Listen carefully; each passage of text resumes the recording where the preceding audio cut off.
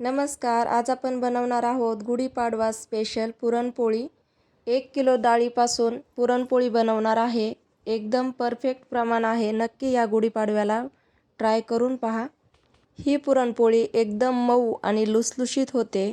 व्हिडिओला स्किप न करता व्हिडिओ हा शेवटपर्यंत पहा. व्हिडिओ आवडल्यास लाईक, शेअर आणि सबस्क्राईब नक्की करा. तर इथे मी बरोबर 1 किलो मोठ्या भांड्यामध्ये चणा डाळ भिजत ठेवली 2 तासासाठी आणि डाळ इथे तुटती म्हणजे छान अशी भिजली आहे. कधी पण पुरणपोळी बनवायच्या अगोदर 1 तास तरी डाळ भिजत ठेवा. यामुळे पुरणपोळी खूप अशी मऊ होते. कुकरमध्ये जो डब्बा असतो ना, तर त्याने मी 1 डब्बा पाणी घेतलंय. हे पाणी उकळत ठेवणार आहे. तर पाहू शकता याला छान अशी उकळी आली. आता यामध्ये आपल्याला हळद घालायची अर्धा चमचा. तर उकळत्या पाण्यामध्ये हळद घातल्यामुळे लाल कलर आलाय, पण डाळ शिजल्यानंतर डाळीला पिवळाच कलर येणार. आता यामध्ये मी डाळ घालून घेते. डाळ घातल्यानंतर या डाळीमध्ये तेल किंवा तूप घालायचं 2 ते 3 चमचे. यामुळे डाळ जी आहे तर ती वर जात नाही. मिक्स करू. तर इथे मी 1 ते 2 चमचे तूप घातलंय. आता याला मी 4 शिट्ट्या काढून घेते आणि तोपर्यंत पीठ भिजवून ठेवते. तर इथे मी अगदी 1 किलो डाळीसाठी 1 किलो पीठ घेतलंय. तर एका भांड्याला मी असा एक ब्लाऊज पीस बांधलाय आणि त्याने चाळून घेते. यामुळे खूप बारीक पीठ पडतं आणि पोळी पण खूप मऊ होते. तर आपल्याला इथे 1 किलो डाळ असेल तर गव्हाचं पीठ पण 1 किलोच भिजत ठेवायचं आहे. तुम्हाला जर मैदा घालायचा असेल तर अर्धा किलो मैदा घाला आणि अर्धा किलो गव्हाचं पीठ घालून मळून घेऊ शकता. तर इथे कुकर झालंय आणि आता झाकण काढून पाहू. बघू शकता छान अशी डाळ शिजली आहे.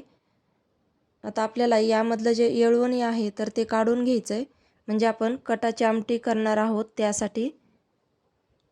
पहा मस्त मऊ झाली आहे. डाळ आपण भिजत घातल्यामुळे डाळ लवकर शिजते. मी इथे मोठं पातेलं घेतलंय आणि त्यामध्ये गाळणी मांडली. यामध्ये ही डाळ काढून घेऊ. तर यावरती थोडंसं थंड पाणी घालते.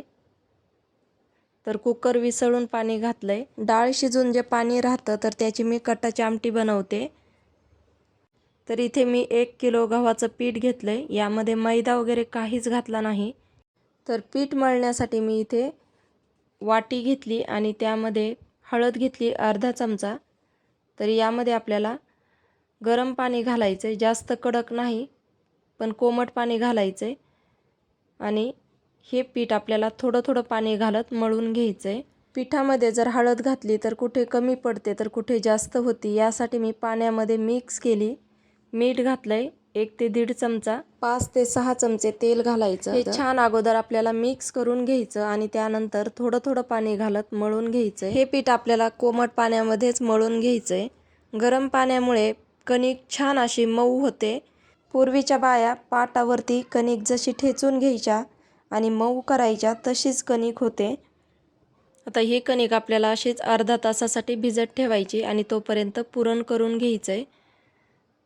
तर यावरती थोडासा ओला कपडा करून झाकण ठेवायचंय किंवा त्याच्यामध्ये असं गुंडाळून ठेवायचं. पहा अशा प्रकारे. पातेल्यामध्ये मी पाणी घेतलंय, त्यामध्ये ही कणिक ठेवायची. तर इथे मी मोठ्या आकाराची कढई घेतली. ही कढई जाड बुडाची आहे. शक्यतो जाड बुडाचीच कढई घ्या. आता यामध्ये तूप घातलंय 1 ते 1.5 चमचा. आता कढई गरम झाली आणि आता यामध्ये डाळ घालू. शिजलेली डाळ मी थोडीशी कटाच्या आमटीसाठी काढून ठेवते, अर्धी वाटी. या डाळीला थोडंसं आपल्याला मॅश करून घ्यायचं आहे. यामुळे पुरण लवकर होतं आणि दळायला पण सोपं जातं. तर इथे बऱ्यापैकी मॅश करून घेतलंय. आता 1 किलो डाळीसाठी 1 किलो गूळ घालायचा आहे. तुम्हाला कमी गोड आवडत असेल तर 900 ग्रॅम गूळ घातला तरीही चालेल. याला आता मध्यम गॅसवरती सारखं हलवत राहायचं, म्हणजे खाली लागणार नाही. तर इथे गूळ घातल्यामुळे पातळ झाले. आता याला थोडंसं मॅश करून घेते. गूळ घालताना खिसून गूळ घाला, म्हणजे लवकर पुरण होतं. आता दुसरीकडे पुरण होतंय तोपर्यंत भिजलेली कणिक पाहू. तर बघा पाण्यामध्ये ठेवल्यामुळे कणिक किती छान झाली. अगदी पेड्यासारखीच कणिक दिसते. अगदी पाटावर ठेचून घेतल्यासारखी कणिक झाली. आता याला तेलाचा हात घेऊन थोडंसं मी मळून घेते. तर यामध्ये 2 चमचे तेल घातलंय आणि मळून घेते. तर आता पुरण होत आलंय, त्यामध्ये घालूया. मी इथे 2 चमचे बडीशोप भाजली होती, वेलची भाजली होती 7 ते 8. याला भाजून थोडी साखर घातली आणि मिक्सरला बारीक करून घेतलंय. त्याला मी चाळून घालते. आता हे जे वरती राहिलंय तर ते मी त्याचं गुळवणी करणार आहे, म्हणजेच पुरणपोळीसोबत खायला गुळाचं पाणी बनवणार आहे. तर त्यामध्ये मी राहिलेलं हे जाडसर घालणार आहे. मिक्स केलंय, व्हिडिओमध्ये स्किप झालंय. आता सुंठ पावडर घालते 2 ते 3 चमचे. मिक्स करते.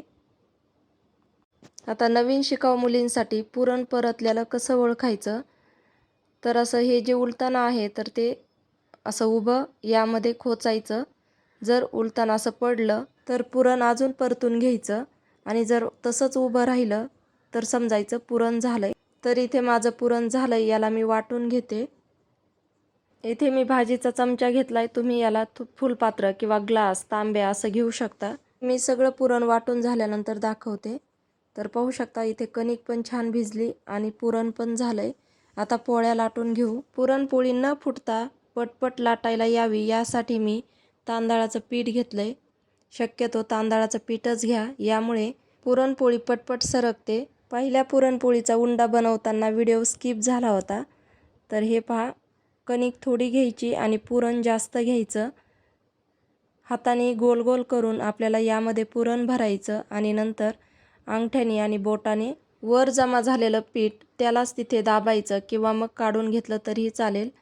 आणि आता तांदळाच्या पिठीमध्ये बुडून ही पोळी मी लाटून घेते. पुरणपोळी लाटून झाल्यानंतर तव्यावरती टाकताना ज्या बाजूला पुरण जास्त दिसतं तर ती बाजू आपल्याला वरती करायची, म्हणजे पुरणपोळी फुटत नाही. याला आपण मध्यम गॅसवरती भाजून घेऊ. पुरणपोळी भाजताना कधीही कमी गॅस करायचा नाही. पुरणपोळी तव्यावरती घातल्यानंतर 2 वेळा आपल्याला हातानेच पोळी पलटून घ्यायची, उलतानं घालायचं नाही. उलतानं जर घातलं तर त्यामध्ये घुसतं आणि पुरणपोळी फुटते. तूप किंवा तेल लावून भाजून घेते. पहा, मस्त भाजली. आता ही दुसरी पण लाटून यालाही भाजून घेते आणि इथे मी सगळ्या पोळ्या करून घेते, नंतर दाखवते. आजचा व्हिडिओ खरंच तुम्हाला जर आवडला असेल तर मित्रमैत्रिणींना व नातेवाईकांना व्हिडिओ शेअर करा. चॅनलला नवीन असाल तर सबस्क्राईब करा. रेसिपी आवडली तर रेसिपीला लाईक करा. तुम्हाला रेसिपीबद्दल काही डाऊट असेल तर मला कमेंटमध्ये नक्कीच विचारू शकता. तुम्हाला जर फक्त गुळाच्या पुरणपोळ्या आवडत नसतील तर गूळ आणि साखर मिक्स करून घालू शकता. तर इथे पुरणपोळी तयार झाली, बघू शकता. ही पुरणपोळी ओठाने खाता येईल एवढी मऊ आणि लुसलुशीत पुरणपोळी तयार झाली. नक्की ट्राय करा आणि कमेंट करायला विसरू नका. त्यावरती छान अशी तुपाची धार घालायची. व्हिडिओ पाहिल्याबद्दल धन्यवाद.